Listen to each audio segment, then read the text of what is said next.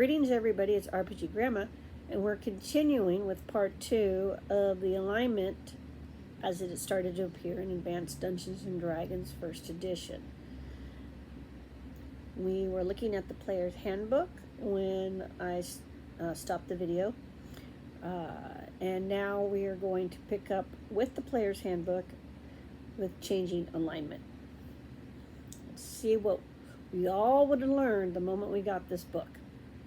While involuntary change of alignment is quite possible, it is very difficult for a character to voluntarily switch from one to another, except within limited areas. Evil alignment can be varied along the like axis. So they're saying, okay, you're evil. You can be chaotic evil, lawful evil, neutral evil. The neutral character could opt for some more specific alignment. You can choose any of the more nuanced alignments that are now available, if that works better for you.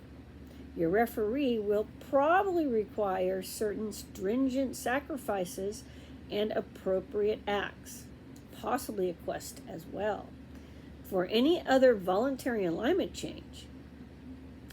In other words, kind of try to play your character as you chose the alignment or class for it. In fact, even axial change with an evil or good, or radial movement from neutrality may require strong proofs of various sorts. So you're going to have to prove to the DM, if you're doing this voluntarily, is what it's saying here, that this is really what you want, and you're going to have to do that through gameplay and through role play, like double, triple, dog down. Further, voluntarily change will be even more difficult. Changing back to a forsaken alignment is next to impossible on a voluntary basis. Even involuntary drift will bring the necessity of great penance. So they're warning you here that whatever's going to come out in the Dungeon Master's Guide is not going to be great. And right now, you're the Dungeon Master, and just like everybody else, you've got the brand new player's handbook. You're going to be looking at this and going, right? So, and we know that we have alignment languages, and I don't think they really wrote anything on that in this section. They just mentioned it somewhere else in the book. But that's the player's handbook. So let's take a look at the Dungeon Master's Guide. Naturally, I was dumb. Did not put a little sticky note in here or something, but okay. It's in the front here. Alignment is this long, so this will be a two-parter. Alignment describes, from the original Dungeon Master's Guide, alignment describes the broad ethos of thinking, reasoning creatures. Those unintelligent sorts being placed within the neutral area because they are totally uncaring.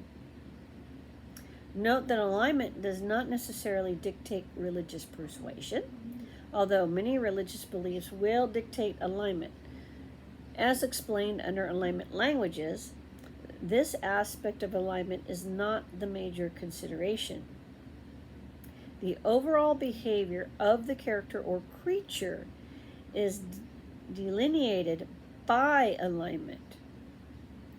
Or, in the case of player characters, behavior determines actual alignment.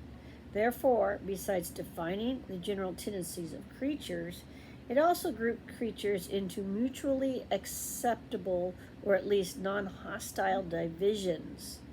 This is not to say that groups of similarly aligned creatures cannot be opposed or even mortal enemies. Two nations, for example, with rulers of lawful good alignment can be at war.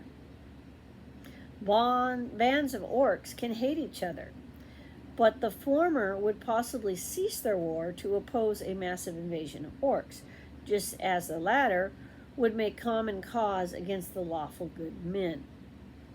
Thus, alignment describes the worldview of the creatures and helps to define what their actions, reactions, and purposes will be.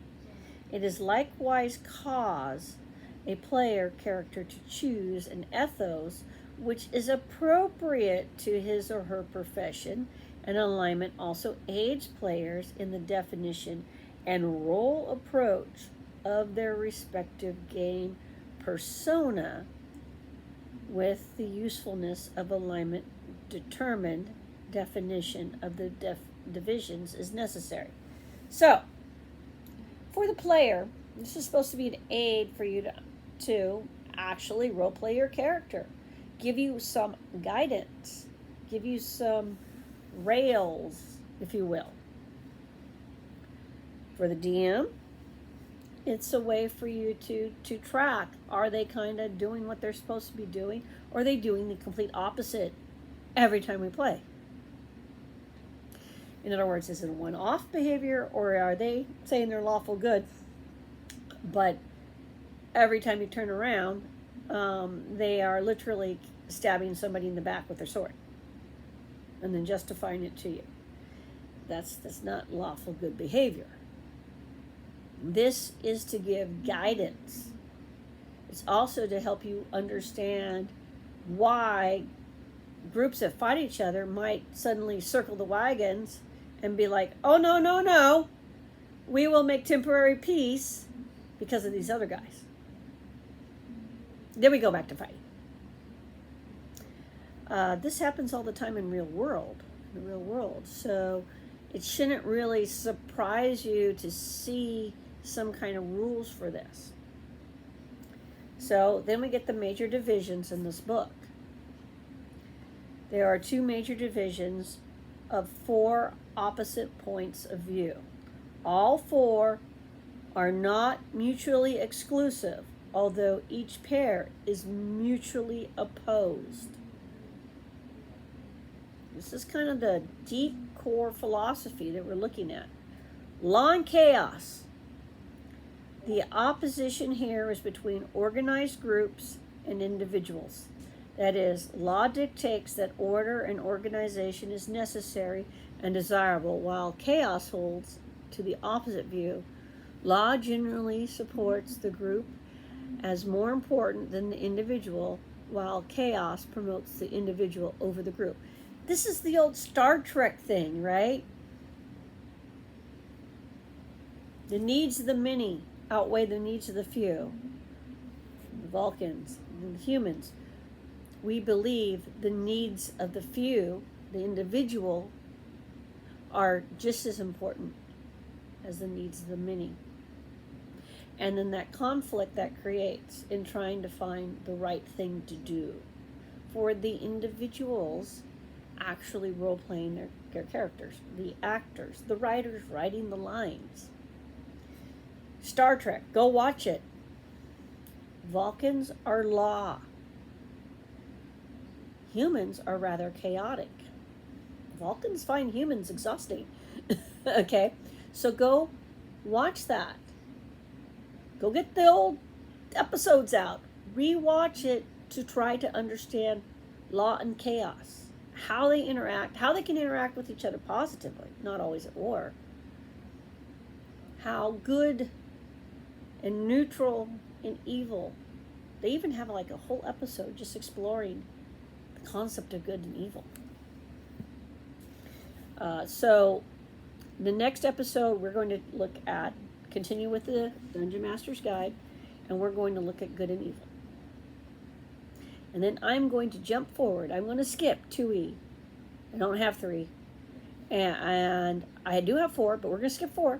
And we're going to look at 5E 2014, because that's the rule book I have for the modern system. And we're going to look at that, see what's going on in D&D, what they tell you.